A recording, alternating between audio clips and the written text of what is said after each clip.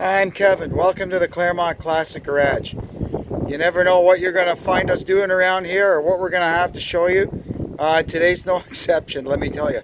On a side note, it's the 4th of May, and after the really nice day we had yesterday, it's kind of turned back into winter again, and they say we're going to get snow by the end of the week.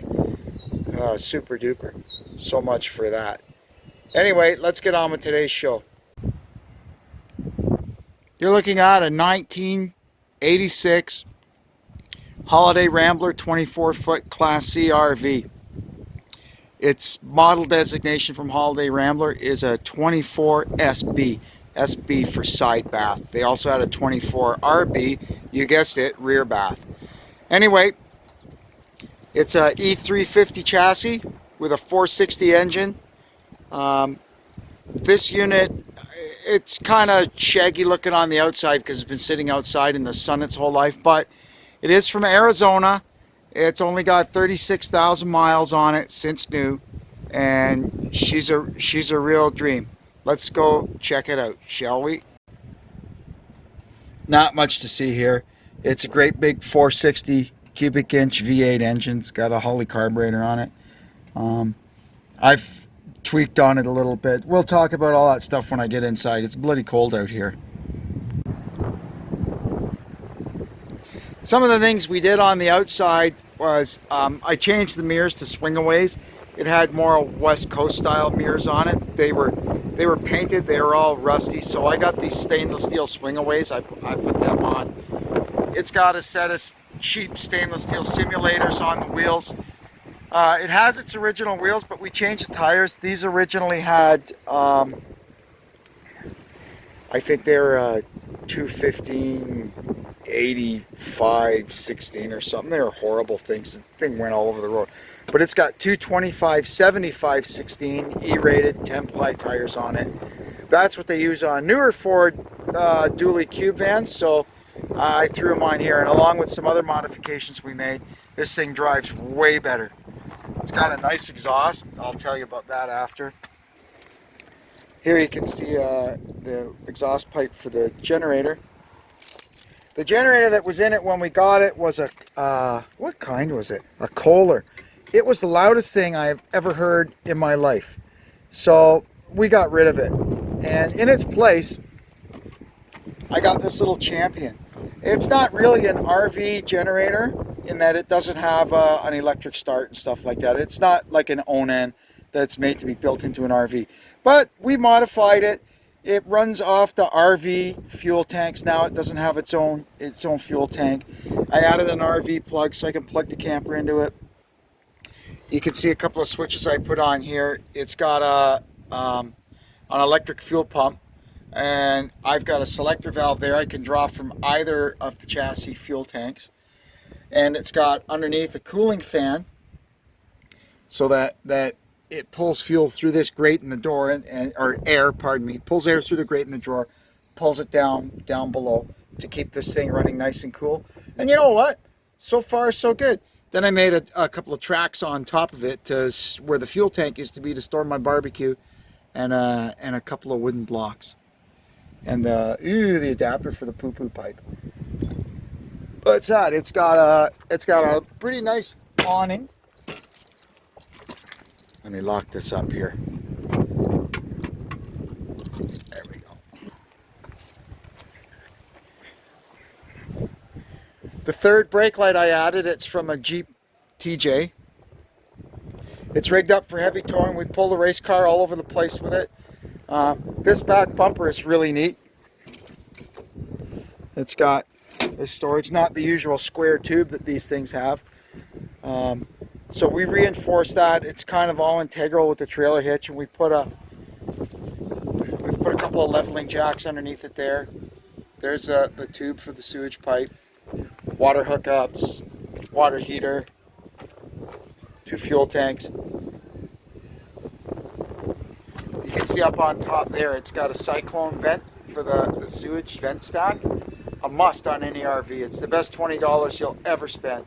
It just gets rid of the smell.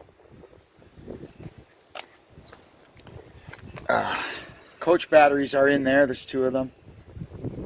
There's the the black water tank, and the gray valve is at the back there.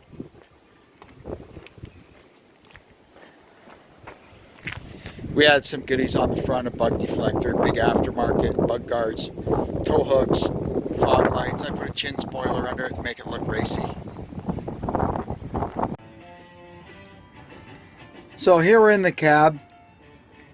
These were ordered as just they call it a cutaway. Some Class C RVs you'll see have the Ford seats in them still. This one doesn't. It's got some flex steel RV seats. They're actually pretty comfortable. The only thing I don't like about them is they don't recline. But anyway, I'm used to old cars with seats that don't recline. So above the cab, you've got a really nice sized bunk. This is where the wife and me sleep, because the dog is taking over the actual bed at the back. Unless you want to share it with her. So, we'll get in here. It's got tilt steering. It's got dealer installed air conditioning that of course doesn't work. Look at how beautiful that dash is. What are we at? 36,575 miles. That is since new. Beautiful. It didn't have intermittent wipers, but I found out on a Ford it is so easy to add, so we did that with just parts from the wreckers. The sound system in it, it's just a Sony head unit. I've got it hooked up to the house battery so I can listen to it all the time.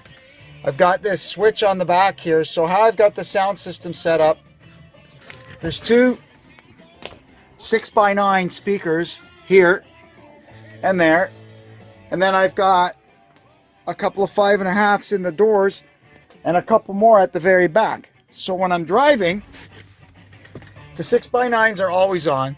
When I'm driving, the switch is up, I get the door speakers working. When we're parked, switch it down, and the 6x9s still work, but it sends the signal from the front speakers all the way to the back. Over here I've got a voltmeter that's switchable between, so right now it's monitoring the coach batteries. I can go there and monitor the chassis battery, but it won't work unless the ignition's on. Turn that off. It's got an off position in the middle. Here's the switches for my lights on the back. There's our call sign, Holiday Rambler. It's got a nice Cobra CB with the weather bands. I've got a big Garmin RV navigation system. Got my XM satellite radio. So let's get into the meat and potatoes of this thing, eh? Here we've got a side dinette. Oh, the sun's really glaring in. That converts into a bed. She sleeps 6. Original air conditioner, it still works, and it's got the optional heat coil in it. So today it was cold. I was out here, I just put that on rather than turn the furnace on. And it warmed it up quite nicely in here. It's got a TV antenna. Well, when we got it, the fridge wouldn't work. So luckily in those days you could still buy basically the same fridge. So we replaced the fridge. This one works great. But I'll tell you what, the new fridge wasn't anywhere near as nice as the old fridge. Most of the racks and stuff that you see inside are from the old fridge because they really cheaped out on the new one. Now back here is the rear dinette, which also converts into a bed. Underneath here in the center is the water tank. On this side, it's mostly taken up by the generator compartment. I've got a 3,000 watt inverter right here. And in that back corner, I've got a pretty hefty compressor, an air compressor. Just the head of it, it's got a big air tank underneath. That one is hooked up to the generator and only runs when the generator is on. So if we're at the racetrack or something, we need air for the, blowing up tires and running air tools and stuff. I'll run that. It's got storage like this on either side. This one I keep the TV in. They hadn't invented flat screen TVs yet when this camper was made, but it's like they had a premonition. You know, my flat screen TV, my DVD player, everything all fits in there perfectly. And on this side is my tire covers, my windshield cover, and the little tent thing for the awning. Back here in this corner is the water pump, the hot water heater, and right in this corner I've got another very small little compressor that is just dedicated solely for the air suspension, which we'll talk about in a little bit. Here we got a double sink. There's so much storage in this. You notice how much storage there is? Look at that. Isn't it amazing? My wife, when she saw the storage in this, she went crazy. I'll tell you when I'm done the tour, I'll tell you the story of how we ended up with this thing. It's kind of bizarre. The microwave, the original microwave was huge. It filled this whole opening, and it was the old one with the chrome knob. If any of you remember that, you turn the chrome knob.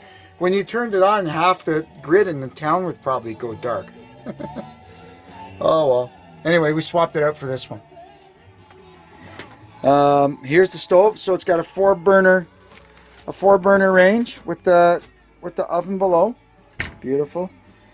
Under here, I think it's just the wheel well. Yeah, and the AC fuse panel. The DC fuse panel, I think, is in here. No, maybe it's in this cupboard. I don't know. It's in here somewhere. Not really important. The bathroom, it's really small, but it's quite nice. Again, it's got lots of storage in it. It's got a shower in it. The shower base was all cracked and messed up, but we sent it out to a place that actually manufactures them, and they have a refurbished service. It was not cheap, but they made it like new, and we can actually use it again now. So that's great. The carpet is a little rough in spots, but it's original, and I don't really have any huge plans to swap it out. Here, as part of the onboard air system, don't ask me why I decided to do this, but this is the control valve, and everything for the compressor ended up getting mounted over here. So I've got a couple of air outlets in here if I ever decide I need them. The 2 gauges. One is the tank pressure. The other one is what the regulator is set at. It's all shut down right now, so that's the mechanic in me that does stuff like that. Tons of storage. Storage everywhere in this. It's fantastic. You don't see too many of these Class C holiday Ramblers around.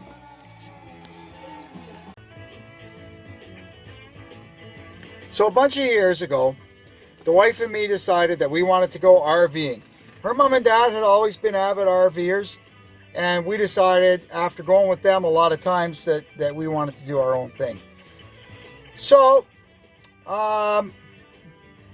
we came up with a budget and went out looking at RVs, and all we found was junk, absolute crap, old ex-rentals. I mean, I looked at one, it was an ex-rental. Of the 6 tires on it, there wasn't 2 the same. That's the kind of stuff I was finding, and I just wasn't impressed with it. So I said to her, I said, well, we're going to do what we do best. We're going to find a fixer-upper. So we looked around, and we looked around, and we looked around, and we looked around, and we looked around. We went and looked at all kinds of them. Most of them had, lived rough lives. I kind of decided if I was getting an old one, I wanted one. It had to be a Ford. Being a Mopar guy, that's kind of not what most people expected, but the Ford is the only one that's body on chassis. And my plan was that I wanted to be able to do heavy towing with this, so I needed something with a frame. The Dodge and Ford class, or Dodge and Chevy Class C's, they're built on a unitized platform, and the frame, usually the actual factory frame, and them usually ends like 6 or 8 feet from the back bumper, and that's no good for big towing. And I might not have thought about that. Thank God my father-in-law, the RV guru, knew, and he said, "Get a Ford, it's got a full frame." So that's how this is. I mean, the factory frame ends probably 4 feet behind the back wheels, and then they extended the actual frame with C-channels. So the frame literally goes from the front bumper to the back bumper. And it's got that, you saw that big whoop-ass hitch on the back of it. This thing will pull anything.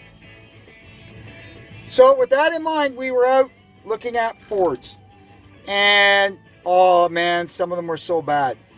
Most of them, they spend their life sitting around in campgrounds. Even worse, people sit them in their yards. And the worst thing you can do with any vehicle is sit it on grass or dirt. The moisture comes up out of the ground and it just destroys them. Every single one that we looked at, the belly pans were all rotted out of them. The frames were all crusty. Brake lines, gas lines, fuel tanks, exhaust, everything everything you touched under there, all crap was raining down on you. It was terrible. So I answered a want ad. Was about an hour away from home. We went and looked at this one. Holiday Rambler. What is that? I didn't know what a Holiday Rambler is. But we went and we looked at it. And it looked decent. I mean, you could tell it had been sitting in this guy's driveway for a very, very long time. But it had good bones, you could tell. I got on the creeper, went underneath it, and I go, man, this thing is spotless underneath. Like clean. I said, this thing is from the south. It has to be. There's no way it's from here. Then I get looking around up inside, and I saw on the windshield, there's a sticker, an oil change sticker from Glendale, Arizona, and it says next service due 34,280 miles. And I looked at the odometer, and it was at 35,000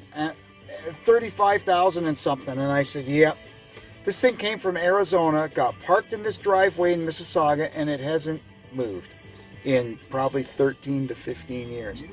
Anyway, I finally got the story from the people that owned it, how this thing came to be. They were on vacation in Arizona when 9/11 happened.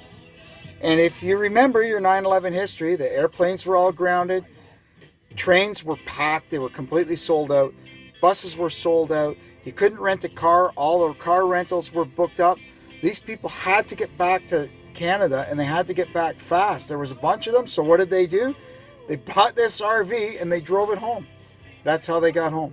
They brought it home, parked it in their driveway, and it never turned another wheel from 9/11, which was I think 13 years from the time it was parked till the time I got there to look at it. So as you can imagine, it didn't run, it wouldn't start, it was totally dead. I took the gas caps off and gave a sniff, and it just about knocked me on my ass. It is just all skunky. But for $3,000, after I rolled around underneath it and looked at the condition of the undercarriage and realized that this thing only had 35,000 original miles on it, I said, hey man, look, I want this thing. So, but you got to let me do a couple of things. So all I wanted to do was get a battery in it, dump a little gas down the carburetor, and see if she would cough. Because on an engine that's been sitting for a long time, if the bottom end is bad, you'll hear it. When it first starts up, you'll hear that death rattle before it gets oil from the rods, and you don't want to mess with an engine like that. But anyway, I squirted a little gas down the carburetor, wound it over, and it started right up, quiet as a mouse, no smoke, no nothing. I said, sold, gave the man his money, $3,000, got a record, I picked the thing up and towed it up here to Uxbridge. And so the first week I had it, I dropped a couple of $1,000 on 7 tires, 2 batteries, 2 gas tanks, 2 fuel pumps. This thing, it's got electric fuel pumps in the tanks. 86 is a changeover year between carburetors and fuel injections. So what they did, everything had a 6 psi fuel pump in the tank, and if it had fuel injection, it got the high pressure pump for the fuel injection added upstream of that. So this one, anyway, once I did that, I put the fuel tanks in it, put tires on it, put batteries in it, 1 chassis battery and 2 house batteries under the floor. I had to change them all. She started right up, ran good, and that was that. I took it out for a drive. I couldn't believe how gutless it was. It was terrible. So anyway, once we knew we had a good runner, we set the wheels in motion to make it ours. So the first thing I did, the mechanic in me again, it did not meet the minimum rate of acceleration, to quote my friend Karsten. The minimum acceptable rate of acceleration. I know it's a big thing and all that, but it's got a 460 cubic inch V8 engine. It should go when you hit the gas. So anyway, I took the engine all apart. I put an Edelbrock Performer camshaft in it. I put an Edelbrock aluminum Performer dual plane intake manifold on it. I left the carburetor on it. It's a Holley 4180. It's actually an Autolite 4180. It doesn't say Holley anywhere on it, but Holley made it for Ford. It's a 650 CFM vacuum secondary 4-barrel with a nice electric choke. Worked perfect. I just left it. So we did that. I put a set of Hooker long tube headers on it and 2.5-inch mandrel bent duals with a crossover pipe. And I'll tell you what, night and day. It's like I added a second engine. This thing's a rocket ship now. It'll pull anything. It pulls my car trailer. I got a 5,000 pounds hanging off the back of this. So it weighs 11. So I'm 16K going down the road. And I got to look in the mirror to make sure the trailer's still there. So much power. And it gets the same mileage as it did before I modified it. You can't lose. I just basically followed the formula that Edelbrock provided. They said use this camshaft, use this intake manifold, put a good high flow exhaust on it, and it'll make 465 pound-feet of torque. And I'm telling you, I'm getting all of that. This thing downright hauls ass. The original C6 transmission is still in it. All I did was put a tow and go shift kit in it and a cast aluminum extra capacity oil pan. I've got a trans temperature gauge there on the dash. Never seen it go past 180. Other stuff that we did, I didn't like the idea of it having the alternator with the, if you're familiar with RVs or plow trucks, it's got a battery isolator. So the alternator output goes to the center stud. There's 2 great big diodes on it. One goes to the chassis battery, the other goes to the house batteries. It's patchwork slipshod at best. So what I did is there was a place in there on the engine. I mounted a second alternator. Just a 10SI GM alternator. It's 60 amps. All you need. So that second alternator is just for the house batteries. Now, I've got the isolator is still there, all the cables are still there, so if I per se lost one alternator or the other, I can hook it up in minutes so that my alternator that I still have will run the whole show through the isolator like it did before. Not everybody can do that because not every engine has the room for the second alternator, but this one did. So I did it. And works great.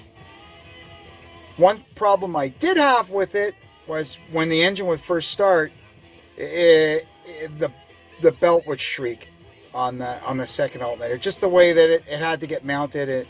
It's really hard to get it adjusted up tight. But anyway, what I found, all I had to do was put a bit larger pulley on it. It just slowed it down a little bit. It still charges, but no more shrieking belt. The stuff you learn. Then, once we had the engine tranny sorted out, I got out on the road, and I noticed this thing getting blown. It would just get blown all over the place. It was terrible. Like you were like white knuckling it all the time. It's a big vehicle. It catches a lot of wind, right? You wouldn't want to take this thing over the Burlington Skyway on a windy day. Let's put it that way. So I started looking into that. Shock absorbers. It had these skinny little original factory shocks on it. So I looked up some shocks, and the shocks I looked up, I've always been a fan of Monroe gas magnums. They've always worked for me.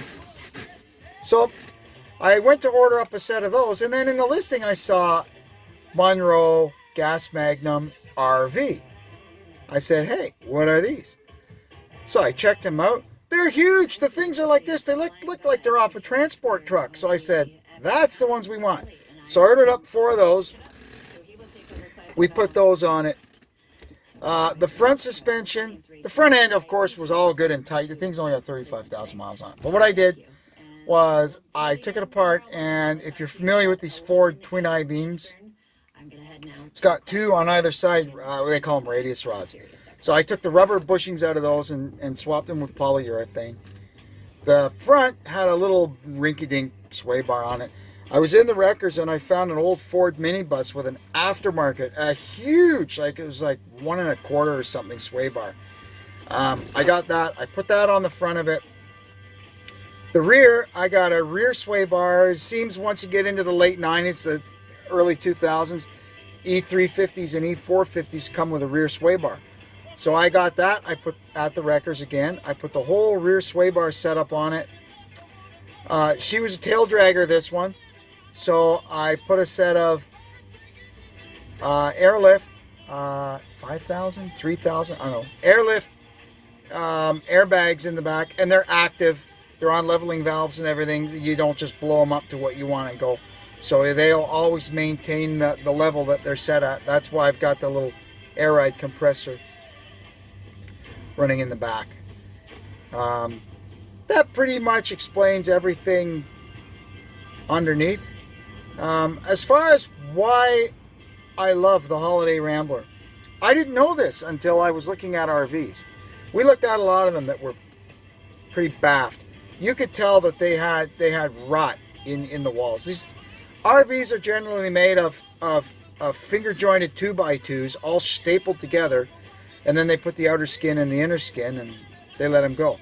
So you get any water inside them and they just rot. Well, this thing, the key is on the door. The name of it, Alumilite XL. And after I'd gone to look at this thing the first time, I came home and I said, what is this, a Holiday Rambler Alumilite XL? That's when I found out. This thing, all the superstructure of the camper shell back there, it's all aluminum. It's all TIG welded together. Nothing can rot. It's got an aluminum skin on the outside. It's got an aluminum roof. This thing is made to last. They were a premium high-end unit when they were new. That's why you never see them. For 2 reasons you never see them for sale. Number 1, the people that have them won't sell them.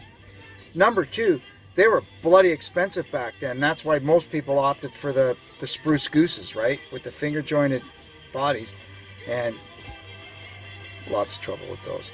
This thing, even if it leaks, can't hurt anything. The only thing that's really wood on it is the floor. And the only real soft spot I found on the floor in this one was right there inside the door, because it did have a little bit of a leak. Over the years it ran down inside the wall and took out the floor there. I just patched it up with a piece of aluminum tread plate. It wasn't bad enough to justify tearing the whole floor apart. But that's the story of the Holiday Rambler. And this 1986 is the last year that Holiday Rambler was still a real Holiday Rambler. The Klingler family are the ones that started the Holiday Rambler company in the 60s. And in 1986, they sold it to Harley Davidson, of all of all things. And then it's changed hands a couple of times since. Holiday Rambler, the name is still around. It's part of the REV group.